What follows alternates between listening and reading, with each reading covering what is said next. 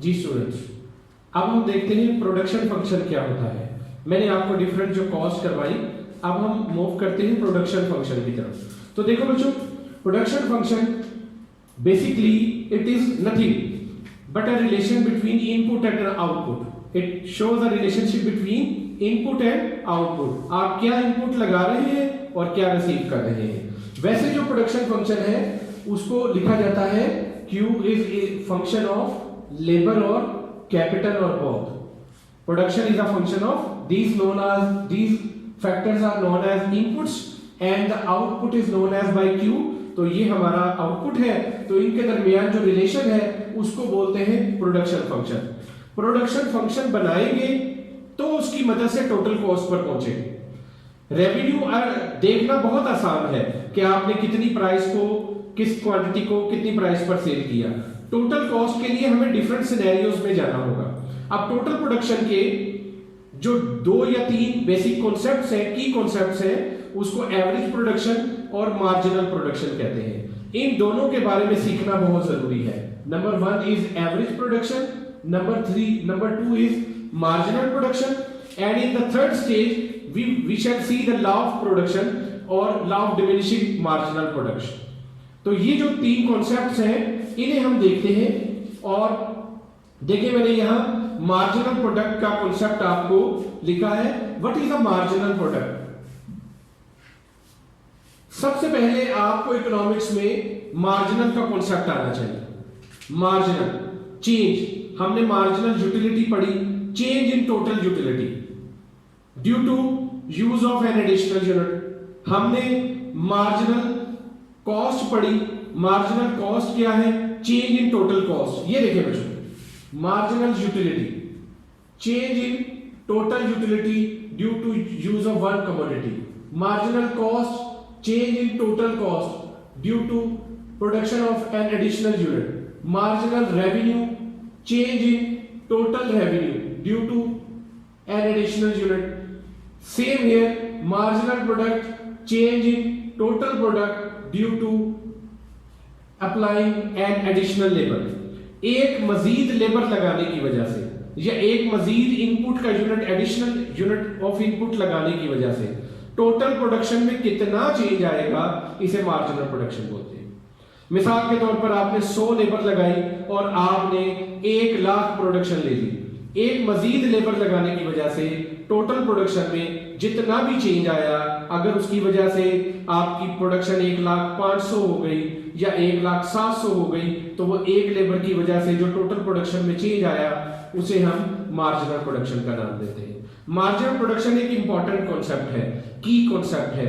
यही हमें डिटरमिन करता है कि हमें कितनी लेबर लगानी है। अगर एडिशनल लेबर लगाने की वजह से आपकी मार्जिनल प्रोडक्शन कम होती जाए और कम होते होते किसी एक ऐसी स्टेज पर आ जाए कि मजीद प्रोडक्शन लगाने से आपकी आउटपुट बढ़ने की बजाय टोटल आउटपुट कम होना शुरू हो जाए या मार्जिनल प्रोडक्शन 0 हो जाए। मसलन आपने एक लेबर लगाई लेकिन आउटपुट में इजाफा नहीं हुआ, उसने दूसरों को भी डिस्टर्ब किया, मशीनरी ऑलरेडी ऑक्युपाइड थी, उसके पास काम करने के लिए मशीनरी नहीं थी या स्पेस नहीं थी, तो उसकी वजह से, वो लेबर की वजह से आपकी कॉस्ट तो बढ़ी, लेबर को वेजेस की शक्ल में कॉस्ट तो बढ़ी, लेकिन आउटपुट पर कोई फर्क नहीं पड़ा।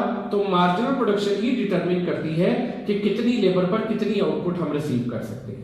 Marginal production he economies of scale को डिटरमिन करती है कि आपका ये जो बिजनेस स्केल है ये कितनी प्रोडक्शन दे सकता है। इसलिए ये बड़ा इंपॉर्टेंट कॉन्सेप्ट था जो मैंने आपको डिटेल में समझाया। देखिए बच्चों, ये वही फार्मूला है, additional output that is change in total output due to apply one more unit of labour input. Labour भी हो सकती है, कैपिटल भी हो सकता है, और जो है वो लेबर और कैपिटल दोनों भी हो सकते हैं। देखिए बच्चों, यहीं से हम लॉ ऑफ आउटपुट निकालते हैं, वो है डिमिनिशिंग मार्जिनल आउटपुट। लॉ के मुताबिक जब एक शॉर्ट रन में, और इसमें कहता है प्रॉपर्टी के मुताबिक, जब हम ज्यादा लेबर के यूनिट लगाते हैं तो आपकी जो आउटपुट है, जैसे जैसे आपने इनपुट इंक्रीज की तो आपकी जो आउटपुट है वो क्या करती है स्टूडेंट्स? डिक्लाइन करती है, डिमिनिश करती है। मार्जिनल आउटपुट जो है या मार्जिनल एफिशिएंसी ऑफ लेबर है वो पहले से क्या होती है, कम होती है, जिसकी वजह से ये डिमिनिशिंग मार्जिनल प्रोडक्ट का कॉन्सेप्ट निकलता है। लेकिन ये कुछ बिजनेसेस पर, कुछ फर्म्स पर एप्लीकेबल है। इसके अलावा भी दो और कॉन्सेप्ट हैं डिमिनिशिंग के साथ। कांस्टेंट मार्जिनल प्रोडक्ट भी होती है, इंक्रीजिंग मार्जिनल प्रोडक्ट भी होती है। न्यू बिजनेस पर सम टाइम पहले इंक्रीजिंग मार्जिनल प्रोडक्ट का रूल लगता है, बास पर कांस्टेंट यानी हर अगली लेबर पिछली लेबर के बराबर प्रोडक्शन देती है, लेकिन जो रूल एप्लीकेबल होता है सबसे ज्यादा वो डिमिनिशिंग मार्जिनल प्रोडक्ट का होता है। कहता है as more and more workers are hired, each additional worker contributes less and less to production because the firm has a limited amount of equipment। 4 मशीनें थी, आपने 5 लेबर लगा दिए, 5वें लेबर को टाइम तब मिलेगा जब 4 में से कोई फ्री होगा। उसकी वजह से आपकी ओवरऑल जो आउटपुट है वो तो बढ़ेगी, लेकिन जो 5 वर्कर्स की एवरेज प्रोडक्शन है उसमें क्या आती जाएगी, कमी आती जाएगी। तो इसे बोलते हैं मार्जिनल प्रोडक्ट का कॉन्सेप्ट। तो बच्चों इसके बाद यही डिटरमिन करेगा मार्जिनल प्रोडक्ट की स्लोप को, और हम यहाँ एक टेबल बनाते हैं और ये टेबल बहुत इंपॉर्टेंट है। हम टोटल प्रोडक्शन के जरिए हम टोटल कॉस्ट को डिटरमिन करेंगे, टोटल प्रोडक्शन के जरिए टोटल कॉस्ट को डिटरमिन करेंगे, और इस तरह हम अपने स्टेप 2 की तरफ मूव कर जाएंगे कि हमने पहले डिफरेंट कॉन्सेप्ट सीखे और फिर स्टेप 2 में हमने प्रोडक्शन फंक्शन सीखा, और अब प्रोडक्शन फंक्शन को हम कॉस्ट के साथ क्या करने लगे हैं, अटैच करने लगे हैं। देखिए बच्चों, फर्ज करें यहां मैं एक बात अज्यूम कर रहा हूं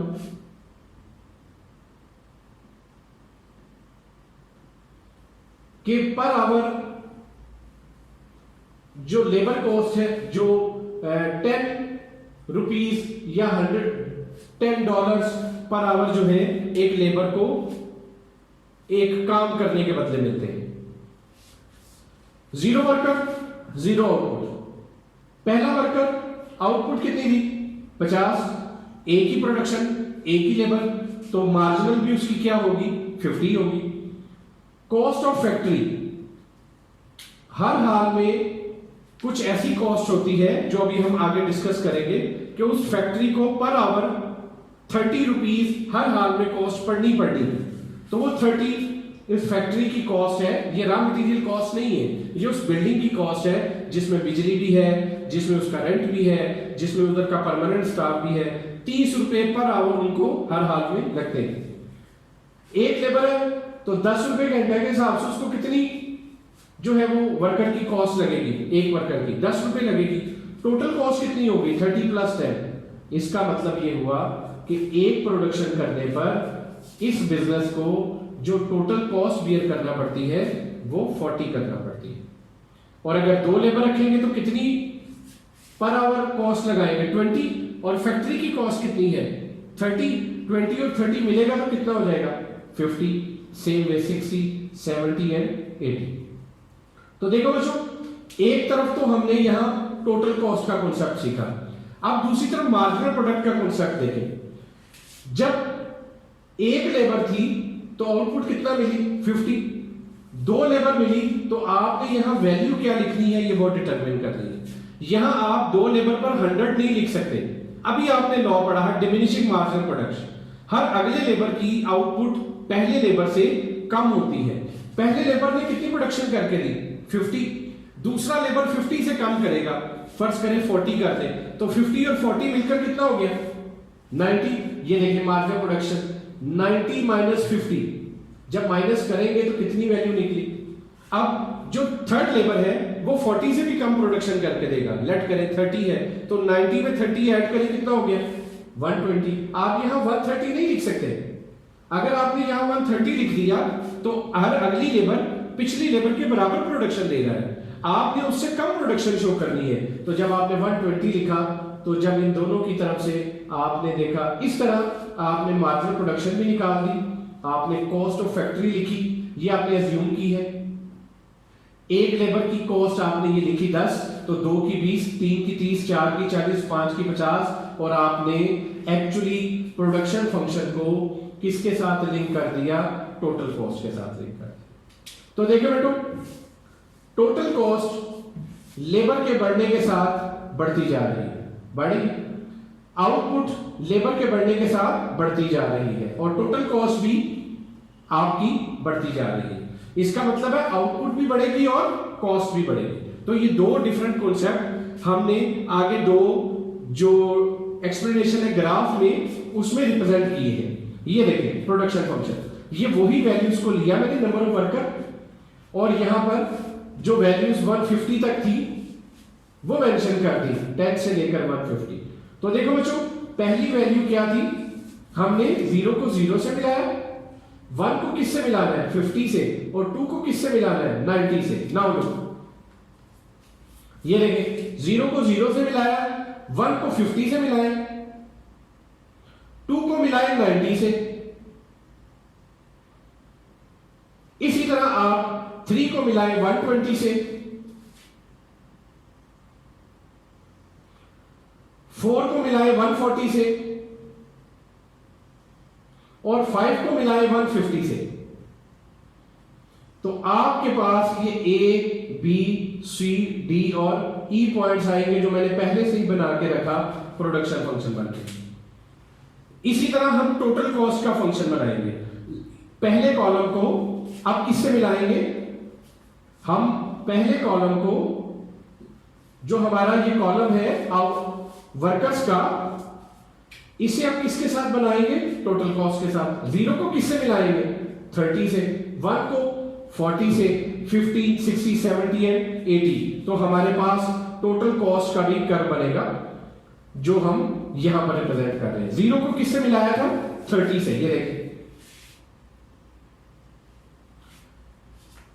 इसी तरह आप आउटपुट के मुख्तलिफ पॉइंट्स को मिलाते जाएंगे, आपके पास टोटल कॉस्ट का कर्व आता जाएगा। तो बच्चों जो इंपॉर्टेंट बात है वो आपको ये टोटल कॉस्ट की जो शेप है एक फर्म की वो याद रखनी है। जब हम एक ऑन एवरेज तमाम बिजनेसेस की बनाएंगे तो हो सकता है इसमें थोड़ा सा चेंज आए, लेकिन वो तकरीबन शेप ऐसी ही होगी। तो डियर स्टूडेंट्स, उम्मीद करता हूं कि आपको प्रोडक्शन फंक्शन और उसको कॉस्ट के साथ ज्वाइन करना, कॉस्ट तक के ग्राफ्स को बनाना समझ आ गई है। अब हम स्टेप 3 की तरफ मूव करेंगे अपनी नेक्स्ट वीडियो में, जिसमें हम डिफरेंट कॉस्ट कॉन्सेप्ट्स पढ़ेंगे कि जब आप एक बिजनेस स्टार्ट करेंगे तो ये टोटल कॉस्ट लिखी है, लेकिन इसमें और बहुत सारे ऐसे फंक्शन हैं, बहुत सारी छुपी हुई कॉस्ट है जो नजर नहीं आ रही। हम सबको clearly one by one discuss करेंगे। थैंक यू, अल्लाह हाफिज।